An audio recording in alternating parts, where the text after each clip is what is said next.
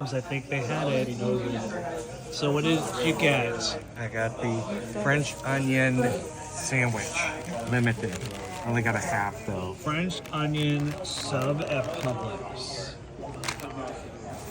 And a side You of pickles. asked for a side of pickles, It's because it's a sandwich. and did they charge you for that? No, it's on, whenever you get it for on the side, it's like free. Well, do you know what's on it?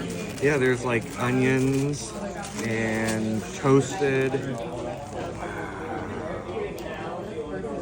Oh, and there's French Deep fry- onion. Yeah. That's good. All right, here we go. He's going in for a bite. So let's see. He's pretty busy.